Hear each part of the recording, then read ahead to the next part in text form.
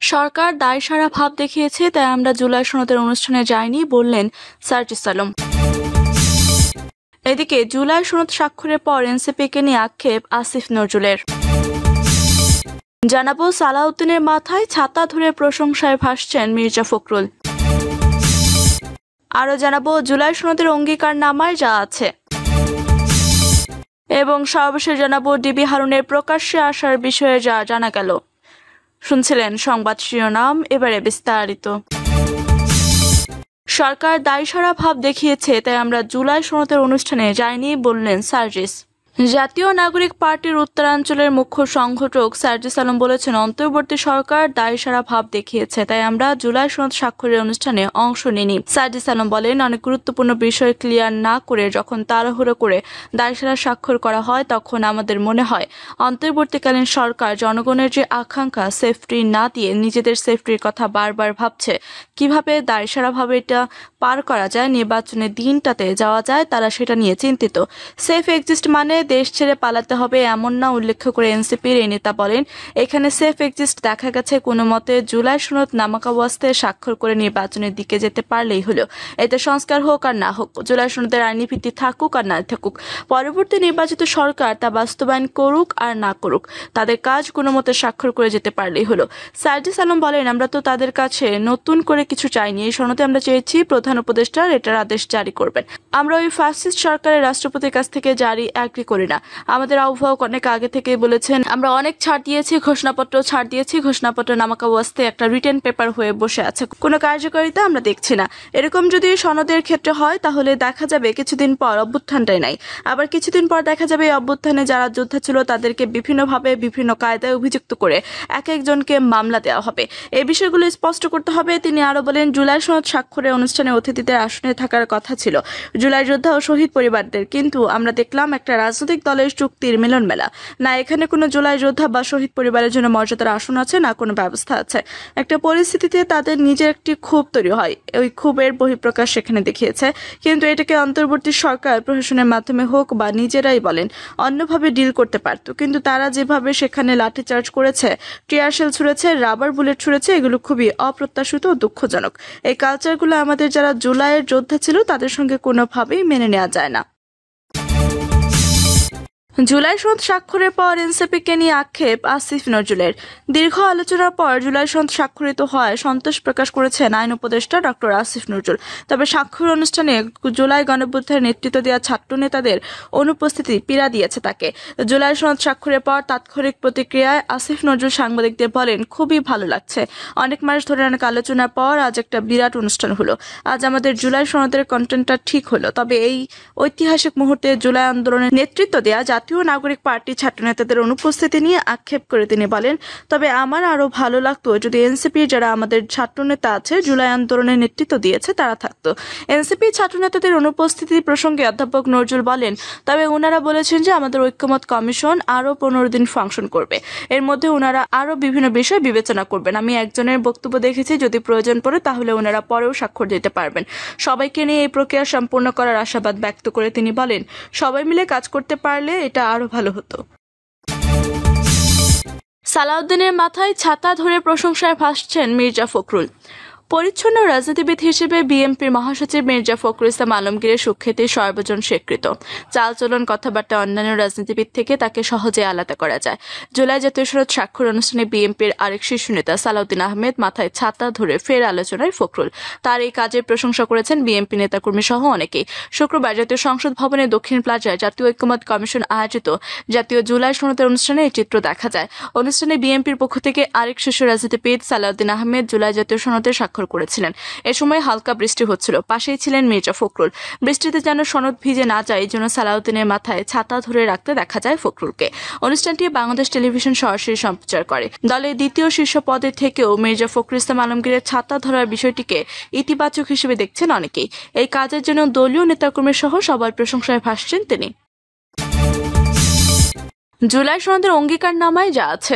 বহুল প্রতীক্ষিত জুলাই জাতীয় সনদে স্বাক্ষর করেছেন অন্তর্বর্তী সরকারের প্রধান উপদেষ্টা অধ্যাপক ডক্টর মাহমুদ ইউনূস, ঐকমত্য কমিশনের সদস্যবৃন্দ এবং বিভিন্ন রাজনৈতিক দলের নেতারা শুক্রবার বিকেলে জাতীয় সংসদ ভবনের দক্ষিণ প্লাজায় অনুষ্ঠিত স্বাক্ষর গ্রহণ অনুষ্ঠানে এই ঐতিহাসিক মুহূর্তের সাক্ষী ছিলেন গণমানুষ। পাঠকদের জন্য তুলে ধরা হলো জুলাই সনদের মূল অঙ্গীকারনামার বিষয়বস্তু।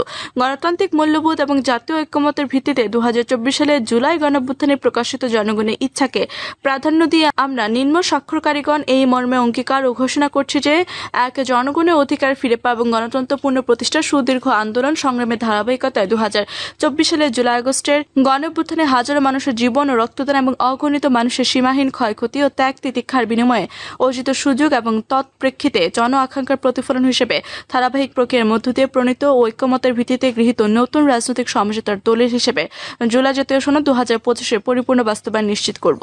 দ্বিতীয়, যেহেতু জনগণ এই রাষ্ট্রের মালিক, তাদের অভিপ্রায় সর্বোচ্চ আইন এবং গণতান্ত্রিক ব্যবস্থায় সাধারণত জনগণের অভিপ্রায় প্রতিফলিত হয় রাজনৈতিক দলের মাধ্যমে, সেহেতু রাজনৈতিক দল ও জোটসমূহ সম্মিলিতভাবে গণতন্ত্র প্রতিষ্ঠার দীর্ঘ সংগ্রামের ধারাবাহিকতায় আলাপ আলোচনার ভিত্তিতে জনগণের অভিপ্রায় সুস্পষ্ট অভিব্যক্তি হিসেবে জুলাই জাতীয় সনদ 2025 গ্রহণ করেছে বিধায় এই সনদ পূর্ণাঙ্গভাবে সংবিধানের তফসিল হিসেবে বা যথোপযুক্তভাবে সংযুক্ত করব।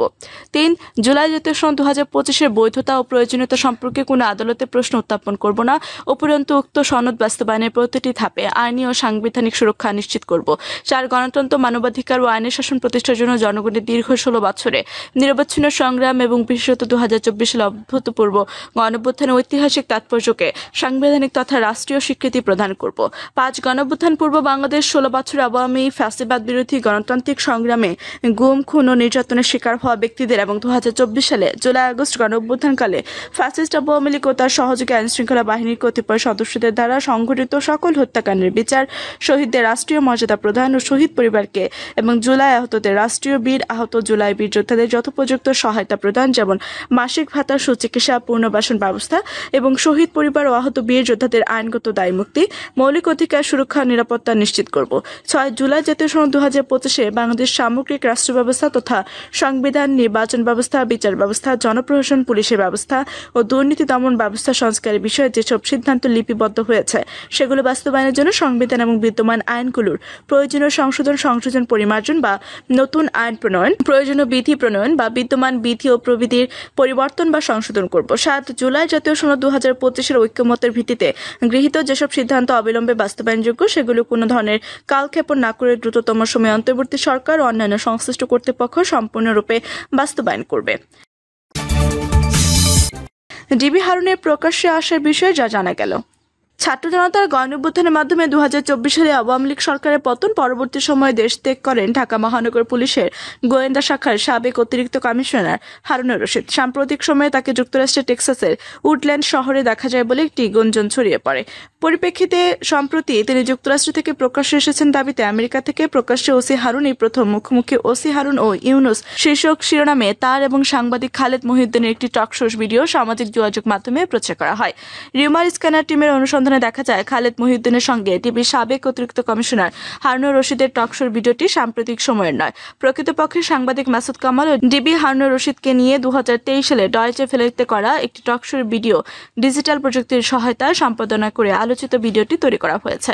অনুসন্ধানের শুরুতে আলোচিত দাবিতে প্রচারিত ভিডিওটি পর্যালোচনা করে ভিডিওটির শিরোনামে ডিবি হারুন ও অন্তর্বর্তী সরকারের প্রধান উপদেষ্টা ডক্টর মাহমুদ ইউনূসের মুখোমুখি হওয়ার কথা বলা হলেও প্রচারিত ভিডিওটির কোথাও ডক্টর ইউনূসকে দেখতে পাওয়া যায়নি। তবে অনুসন্ধানের প্রায় 3 মাস আগে একই দাবিতে ইউটিউবে একটি ভিডিও প্রচারিত হতে দেখা যায়, যেটিতে হারুনুর রশিদ ও খালেদ মহিউদ্দিনের পাশাপাশি ডক্টর মাহমুদ ইউনূসকেও দেখতে পাওয়া যায়। পরবর্তীতে ভিডিওটির বিষয়ে অনুসন্ধানে কি-ওয়ার্ড সার্চের মাধ্যমে ডয়েচে ভেলে বাংলা টকশোর ইউটিউব চ্যানেল 2023 সালের 17 মার্চ সাকিব, পুলিশ ও আয়নাবাজি শিরোনামে প্রচারিত ডয়েচে ভেলে খালেদ মহিউদ্দিনকে জানতে চায় টকশোর একটি পর্ব খুঁজে পাওয়া যায়। টকশোর ভিডিওটি পর্যালোচনা করে দেখা যায় আলোচিত দাবিতে প্রচারিত ভিডিও এবং উক্ত টকশোতে সাংবাদিক খালেদ মহিউদ্দিন এবং ডিবি হারুন ও রশিদকে মাহমুদকে একই পোশাকে দেখা যায়।